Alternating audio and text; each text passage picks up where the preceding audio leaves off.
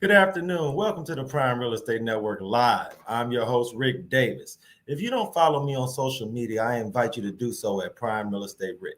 If you're looking to buy, sell, or invest in residential or commercial real estate anywhere in the great state of Texas, but especially here in our lovely city of Houston, you can reach me directly on Instagram at Prime Real Estate Ric. As always, it's an honor and a pleasure to be here with you this week, man. I want to give a huge shout out to everybody who's checking out the live stream on Facebook and YouTube. Get involved in today's episode. You can leave myself or the Texas Real Estate King a relevant question in the comment section, and we may very well be able to get your question answered during today's show. Hey, man, once again, man, it's great to be here. We have a really exciting show planned for you all. Like, subscribe, share. Let everyone know that today we're going to have one of the most highly successful business owners here in the greater Houston area, providing us with her tips for success and how to be able to persevere as a business owner and entrepreneur. Hey, I want to take some time now to introduce my co-host. He is not only a highly successful real estate broker, but he's a multi-time author, serial entrepreneur, and the proud proprietor of the Pure Hustle clothing brand. Thank him so much for sitting in on the Prime Real Estate Network Live. And I'd like to introduce the Texas Real Estate King, Mr. Larry W. Brooks. How are you? What up, Rick? Man, I'm doing amazing. Can't complain. Another beautiful day here in DH Town. Hey, man, it's good to see you, brother. Good to have you tap in, man. How has everything been? How is life in the world of the Texas Real Estate King? How is everything over at Brooks and Davis Real Estate and just in the entrepreneurial space in general, brother? How's everything going? Things are sweet, man. With that being said, I first want to say out there to everyone that's watching the show, please feel free to share the video, tap in with friends and associates. We have an amazing guest that's going to share some great gems today. If you're someone that's catching the show at a later date, please like and subscribe. Again, we want to try to get this video to 1,000 likes. And so with that being said, Rick, man, I have no complaints, man. We've been staying consistent, staying busy. It's a season of teaching and coaching and nurturing realtors and real estate professionals on how to take their business to the next level. Last week, I had an opportunity to go over and speak to some students at Champions.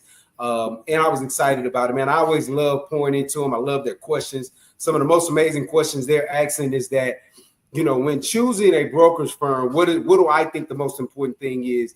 And I think that, and I told them it's having someone that gives you an opportunity to have a coach and a mentor so that they can meet you where you are, right?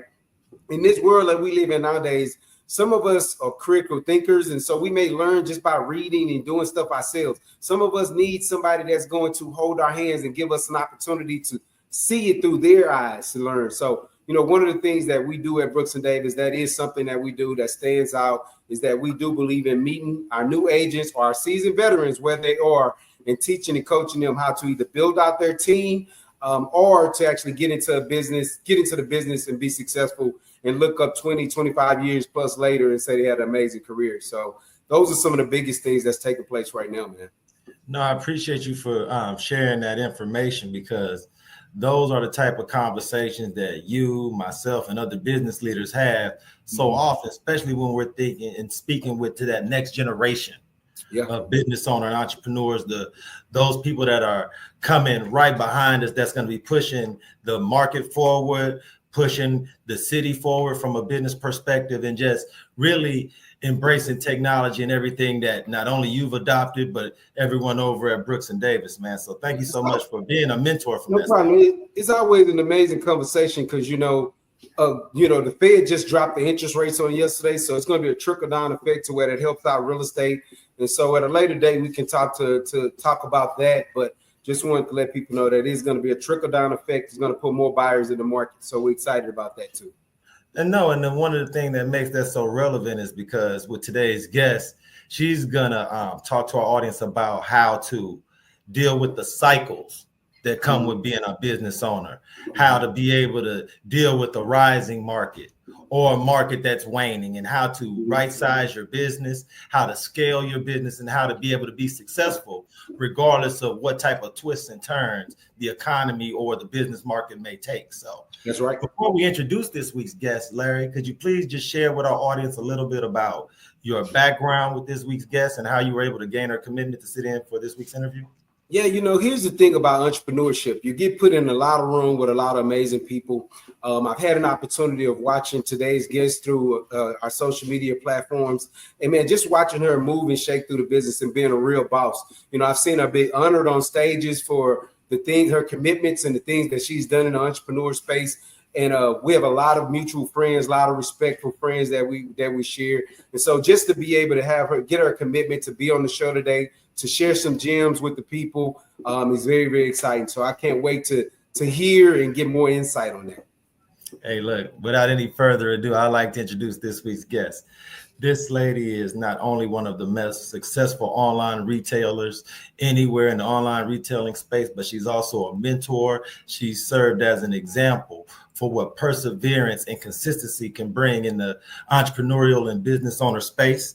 I want to thank her so much in advance for carving some time out of her schedule. You will hear from not only the owner, founder, but also the CEO of Simply Sense Candle Company. Once again, I want to thank her so much, and I'd like to introduce to the Prime Real Estate Network audience, Miss Shan Griggs. How are you? Good. How you doing? How you doing, Queen? Thank you so much for sitting in with us on a Thursday. Yeah, thanks for having me.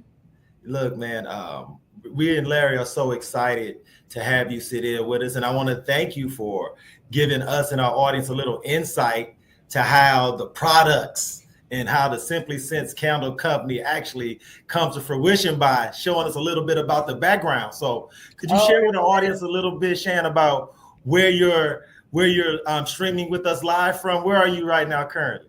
I'm at the Simply Sense headquarters on Alameda, 5217 Alameda, Simply Sense Candle Company. We have a brick and mortar. We have a store. Our online is really good, but our store presence is really good too.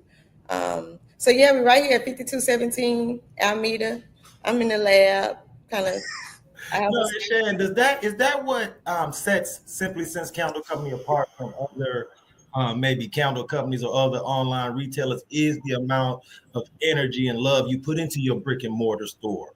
How you actually do have an actual in-person presence where those that are fans of the brand or people who just love candles can actually stop by your store, see, touch, feel, and that type of thing. How important is that for you? That's important. I think that's one of the things that but I think standing on a really great product is what really sets us apart. So we not only have candles, we have fragrance oils, room sprays, detergent, but everything with our logo on it is really, really good. So that is the main thing that sets us apart. And of course, we set trends. We do the Nike tennis shoe. We do the candle cakes, the desserts. So we do a bunch of different things that kind of really set us apart on the product side.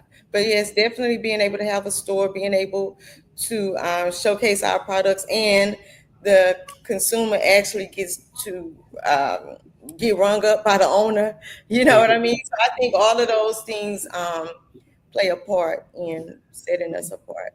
As you think about your journey in that space, what is it that excites you every morning to get out of bed, get involved? Like, other than the ideal of, us for our financial gains and things like that comes from being business owners. But, in the beginning, it's a challenge. There's always a hurdle. There's always something that's going to go that can and typically does go wrong. But what still at this time in your career, as your journey has blossomed, still excites you about getting out and doing the things that you're doing inside of that business now? Because I like to win. So I like for it to be competitive. And, I don't think it's going to ever be a time in business where it won't be a challenge. But the challenge is getting to a certain mindset to know that, okay, I've seen this before, it's going to pass, or this is the time when I need to try to come up with something else or take another route because the market is going this way or things like that. But I get up every day because I think the passion too drives me, and I know that's the gift from God because I love what I do. So, I'm not gonna say every day I'm like, yeah. Some days I don't want to drive down Alameda, you know what I mean? But because especially like right now, it's like really, really, really, really, really challenging. So, some days I don't want to drive down here, but but for the most part, just because I like to win and I like to, I just love business and learning about it and, growing in it. And seeing No, that. was the candle business your first business, or did you have a journey into something else before pivoting into the candle business or scent business? Well, I just always had an entrepreneur spirit, you know. So I Okay. used to, you know, I was Yeah. a flight attendant. I used to go to New York, get purses, come back, sell them. You know, so Yeah. I always hustled something. I always did hair in the trunk of my car when I was younger. So I always did something where I like to make my own money That's right. and be Yeah. on my own time. So it wasn't until the candles came, that was 23 years ago, that I started the whole entrepreneur actual real journey. Yeah. You So in know, your new space, because I noticed that in your I noticed in one of the videos that you had pivoted from one space because I think maybe it was too large and it wasn't what it wasn't fulfilling for you. So in your Mm. new space, are you now entertaining guests and bringing in clients to actually do things at the location, or how's that part of the business been going? Well, so it's really not new Okay. because I always started here. Like this is where I started making candles in the back of my store. So this is the back of my store. My store is in the front. So it was me moving into a warehouse space away from the store. It was bigger because we needed room for more inventory. It was just necessary. So we went to a warehouse space and we were no longer here. Um, and we maybe been there maybe like 2.5 years. So that video you saw was me making a decision and being excited about not being there no more because I don't have a $2,300 bill to pay, and I can just come back to the back of my store, engage more with my customers, and kind of get back to the basics of what got me to the warehouse. You know what I mean? So I was excited that I wasn't there no more and I didn't have to pay that bill. That's what that was. now, Shan, that's one of the things that really excited me about having the opportunity to interview you on this week's show is because you have a really unique perspective as a business owner, while at the same time having a similar experience in commercial real estate.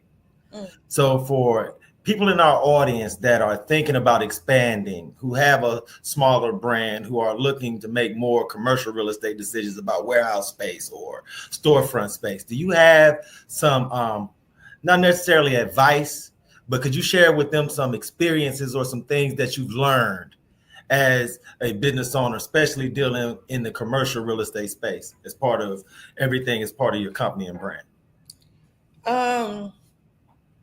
What I will say is don't do things until the money say so. You know, like it was the money said that we needed to go somewhere else because we had such an influx in business that we needed to order more supplies. We needed to have room to store them. So therefore it was money for us to be in a warehouse space, you know. But when the money stopped saying that, then okay, now it's time to go back to where you were before. So it's not a matter of should you get a warehouse. You know, when you've been in business so long and you do it every day, you're gonna know when it's time to make a move.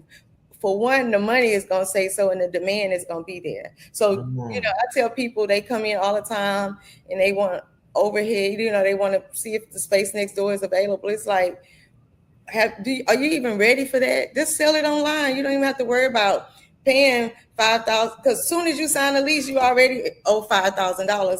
Now you got to make sure you sell that many items, and you know that's not real easy to do. People think, oh, I'm gonna get a store, I'm gonna open it, especially if I put it on Alameda, people gonna come. People pass by here all the time and they say, I never knew you were there. I pass by there every day. So just be really smart and wise when you're making moves for your business, so you won't be out of business. You know, because people get excited and be like, "Oh, I think it's time to move. I think it's time to get another store. I think it's time to do that." But like, is it really?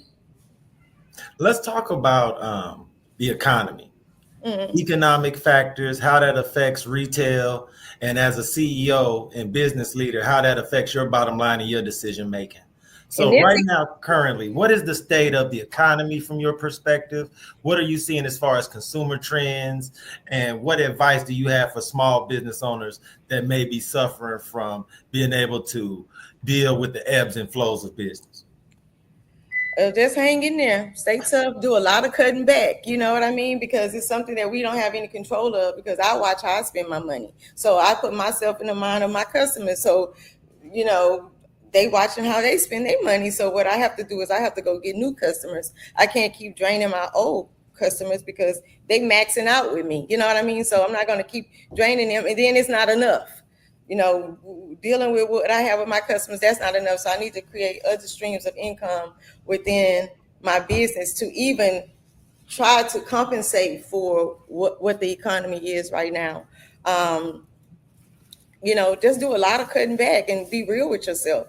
Look at those numbers, see what they saying, see what this work, and see if you need to cut out on payroll, or you know, it's gonna be some hard things that but they definitely have to be done.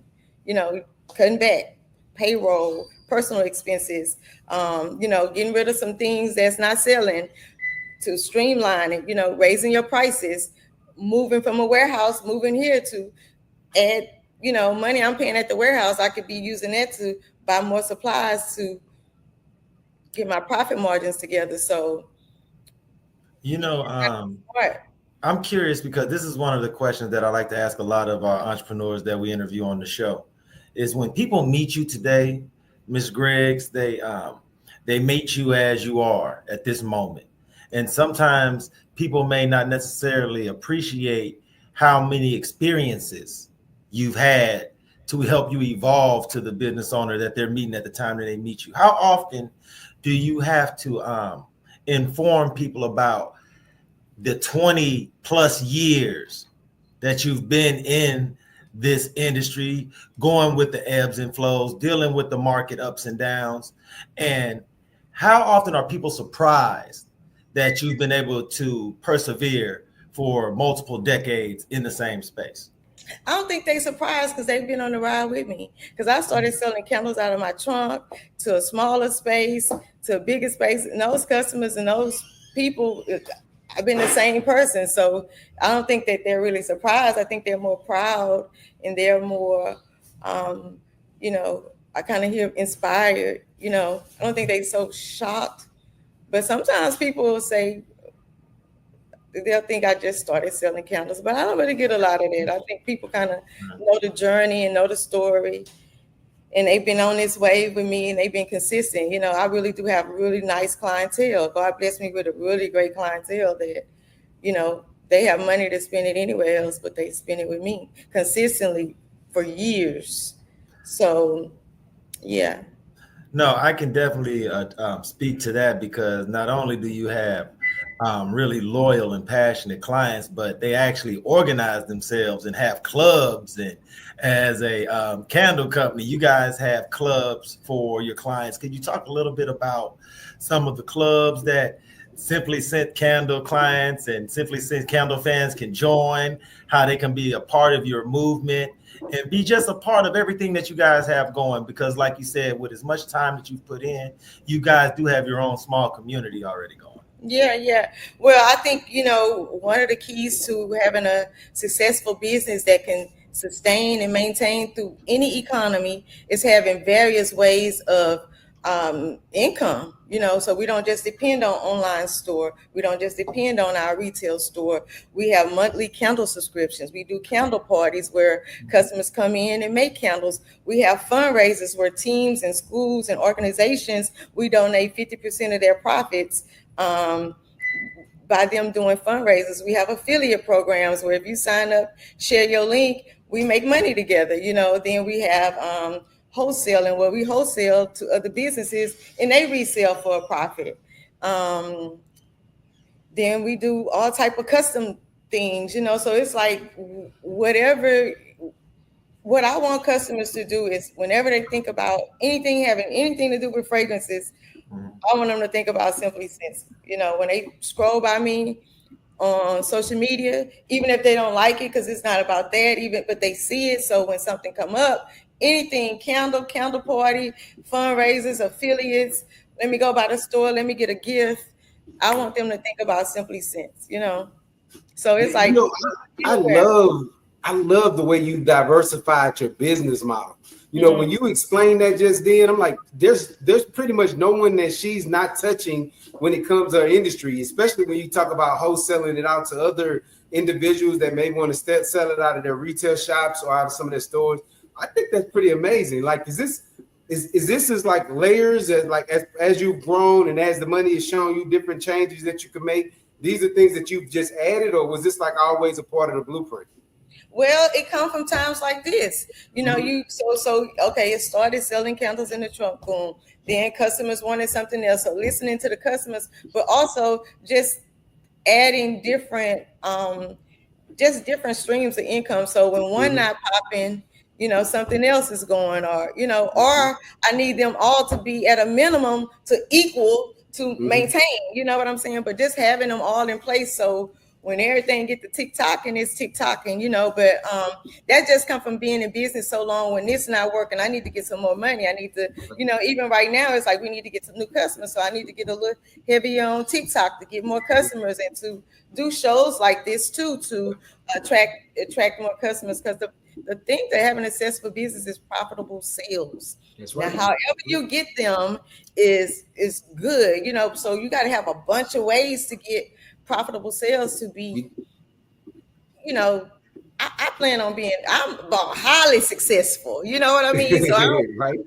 just to come here and play around, and you know, my aim is to be a household name. So and a big part of that is, like you said, brand awareness and making sure that you're putting yourself out there and people know where to go and find you and tap in and just, you know, continue to add to the community. Bring that, I totally agree. Yeah. Then I have a whole CEO Shan brand that started by my candle brand, you know, because it was never like a CEO Shan. It was just me, the owner of the store, blase.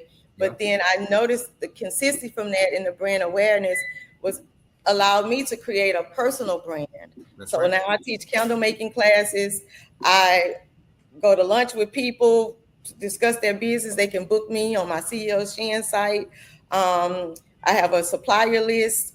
Then I have a business journal then I do conferences. I do brunches and different things like that, just to inspire and encourage, and just to connect with other business owners that, you know, take it to another level. So that's a whole nother thing that stemmed though from having basically a great product and making profitable sales. To have a successful business, then it turns into other things that you don't even expect, you know. You know, Shan, I want to ask you, because Larry and I have always been really curious about the backgrounds of our guests. So when you think about your upbringing as a young lady, were there any members of your family that were business owners, entrepreneurs, that you can think back and may be able to credit as an inspiration or an example? Yeah. So my parents had me when they were 15. They were in high school. So my grandparents basically raised us, and they both were entrepreneurs. My grandfather used to have juke joints, you know what those were, like beer joints. So he had 3 of those. So I would go to work with him and count the beer and do all of that and count the money, put it in a register and stack everything. So I really enjoyed that. And then we would go to Sam's and then get all of this stuff, you know, to sell. And then they give me cookies, and then they say, "Oh, Shan, what happened to the cookies?" I say, "Oh, I sold them to the kids on the street," because I would go outside with them and they'd be like, "I want some." I started selling them for 50 cents. They got mad about that, but I was excited to be able to have the money. And then my grandmother, she cleaned houses every day. She had a different person. And so she was very independent. So I got that from her. Like, she didn't have a boss to answer to, whatever. So when I tell her that now, she'd be like, "I wasn't an entrepreneur." I'd be like, "Really? Yes, you were, because you didn't have a boss. You had a different house you was going to every day, and you was making your own money, and you did that consistently." So, and then I come from a family of hard workers. All the ladies in my family then retired from the post office or something. So I woke up seeing people getting up, going to work, having nice things, having new cars, having all these things, but because they got up and went to work. So all that comes from what I saw, you know, growing up. So yeah, I was exposed to that at a very early age. So I think that's kind of like where it all started in my mind, You know, I want to thank you so much. Larry and I always joke that we have our show right in the heart of the busiest day of the week for business owners, Thursday afternoons. Yeah. So we want to thank you so much for taking some time to sit in with us. But in closing, there are members of our audience that would probably love to meet, greet, interact with you because your story is so inspiring, and I can see people being drawn to it. So will there be an opportunity for the Prime Real Estate Network audience to come out and meet Miss CEO Shan? Or would you just rather invite us all out to the store? And if so, you can meet me at the checkout counter right here at 5217 Alameda, Houston, Texas, baby, 77004. You can catch me online at simplysensecandles.com. If you're looking to raise money for your group or organizations, it's dollarstocents.com. If you're looking for some inspiration and some motivation, if you're thinking about getting into the candle business or you just want to talk about business, it's CEOShan.com. But if you actually want to ever see me, which it ain't hard to do because I'm always at my business, at my store, it's a lifestyle. So you're going to always catch me here. If I'm not here, it's because I'm doing something like this or something else. Mm-hmm. But I'm always at my store. Like, I wouldn't want to be nowhere else. I try to stay home. I'll be like, what I'm going to do here? Just come here. Yeah. So, come catch me. Come see me, y'all. Thanks for having me. This was good. Thank you so much. It was fun, and you're definitely right. You should definitely do more of them. You are built for this. You got the energy for this, and you got the successful track record that more people need to know about so that they can tap in with CEO Shan. Okay? Yeah, tap in. Thank you so much, Queen. It's been an honor and a pleasure. All right, thank you so much. Talk to you soon. All right, see you soon. Only thing that you come in. Are you serious? Yeah. Man, that was a great interview, man.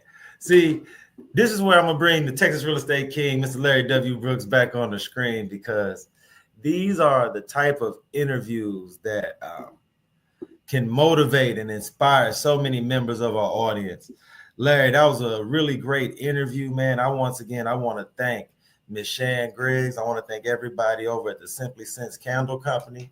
I want to give a huge shout out to our entire team over at Brooks & Davis Real Estate Firm and a huge shout out to our team over at the Prime Real Estate Network. Mr. Brooks. You're totally right, man. I get it. And you know me, it's a sense of the pure hustle behind what Ms. Shan was talking about, CEO Shan talking about, right? Like I definitely appreciated when she talked about how during your journey, you did the adding pieces to your business, to your brand, to allow you to continue to grow and to meet more people's needs. So for her to go from, okay, let me start this out of my trunk of just different scents to, now I want to host events for people and then to take it to where so nonprofits can take part in a percentage of it, man. That's just wisdom that comes with that. And you know what? Let me not leave my competitors off of this list. Let me add in wholesaling, meaning you don't have to go around and do everything I've done. I'll wholesale wholesale it to you so you can have it in your storefront. Man, that's amazing to me. So definitely was a great guest and had a lot of amazing talks with him. It's funny because I know this is a transition year for you. You mean this is your first football season without the little daddy in town. Yeah. So, you know what I'm saying? What you doing with yourself on these football weekends in Texas now that you don't have season tickets to the high school football games, bro? What's going on in the world of the Texas Real Estate King? Well, you know what, man? I get an opportunity to transition, and what I've done is I found myself exploring more NFL games because I got a little bit more pep in my step, exploring more college games, collegiate games. So that's kind of my flow of things lately, man. Just, ride out somewhere and, catch a collegiate game or catch a NFL game. So since I'm not spending that time, overindulging and cheering on my youngster. So. Okay, now see, I don't like to do this to you often, but I do it maybe once a season, man. So what is your State of the Union address for the Houston Texans? With me residing here locally, I have no choice but to watch Houston Texans television, Houston Texas radio. Yeah. So as a card carrying season ticket fan of the Houston Texans, what is the State of the Union in the eyes of Mr. Larry W. Brooks as far as Houston Texas football? All right, man. I'm gonna be candid. The only way I can be. Now, I've been at the first two games. The opening game in LA, I was there. I saw what transpired in person. I was at the game we just had on Monday Night Football. In person. Already. So, here's the thing, man. I think that we do have a good quality team. I think that right now we could have better quarterback play. And people can take that however they want to. Our quarterback is playing under his average. He's definitely a better quarterback than he's showing us that he is. I don't know if it looks like it's challenging. He's having some challenges with his critical thinking, in the passion of the event. So I don't know if he has a lot of worldly things going on, but definitely his football IQ is taking a slip right now. So again, not saying that every other player could be doing better, but we understand that our challenge as Houston Texans is making sure that we get some points on the board. Last 2 weeks ago when we was in LA, you can't have a defense hold an NFL team under 14 points and not win that game. Can't be done. You gotta have, if your defense holds somebody, you gotta be able to score 3 touchdowns. So at the end of the day, I do think that our lack of achievement is coming down to quarterback play. And I don't care how nobody feel about it. Nah, I appreciate your transparency, man. I know it's tough. And I asked you that because I knew you had been to the first 2 games in person. Yeah. So if there's anybody qualified to give an opinion, it's somebody who done invested ticket money, flight money, and their time. And I played the game. I played the game since 17 years old. Since 13 years old. So I know what I'm looking at when I look at what I'm looking at. Now I know that we don't know every play call and things like that, but it's just some kind of things that you notice. The good quarterbacks, I ain't even talking about the great quarterbacks. I'm just talking about the good quarterbacks. Our quarterback is playing very average. Great quarterbacks do amazing things all the time, but I'm just talking about the good quarterbacks. The good quarterbacks know when it's time to do a pivot or do this or that. Our quarterback be looking discombobulated all the time, like recently. So we got to figure that part out. No, I hope they do better, man. It's hard being in Houston with everybody in Houston having a negative opinion of the local football team, man. Everybody just is in a bad mood. So I hope everybody in Houston, man, can find a little extra energy, man. Appreciate you for, giving everybody nationally an update of what's going on here locally. Still 10 toes down, baby. I'm still going to be there. You know what I'm saying? I'm still there, Okay. So look, this weekend, will the Texas Real Estate King be making any local appearances? What's going on this weekend in your world, bro? Man, that's a great question, man. I'll be catching a college football game at a state near me, so we'll figure out what that looks like. And other than that, man, I can't say that I'll be outside and about. I'll just kind of be secluded. Hey, man, look, appreciate you, man. It's great doing the show with you. Huge shout out to you. Huge shout out to your family. Oh, shout out to Bud Crawford, man. Shout out to Bud Crawford. Yeah, Bud show love, man. Because he Omaha. I'm now halfway at Omaha native because I got my youngster down there. So, for the next 4 years, I'm /Omaha myself, Nebraska, Omaha area myself, So, and now look, and I don't do this often. I don't do this often or ever, but since you brought it up, I'll give a huge shout out to Bud Crawford, man, because he put bread in everybody I'm down with life. You know what I'm saying? It ain't often that somebody you like is actually an underdog on the books. So you can make some free money. So big, huge shout out for Bud for putting on as the underdog and breading up everybody who was down with him. So look, man, appreciate you, Mr. Brooks. Huge shout out to Brooks & Davis Real Estate Firm. Huge shout out to everybody at the Prime Real Estate Network. Like, subscribe, share, get involved, join the network. Huge shout out to everybody checking us out on Facebook. Mr. Larry W. Brooks, until next week, myself, and he would like to tell everyone in the audience to please be safe and be blessed. Be blessed.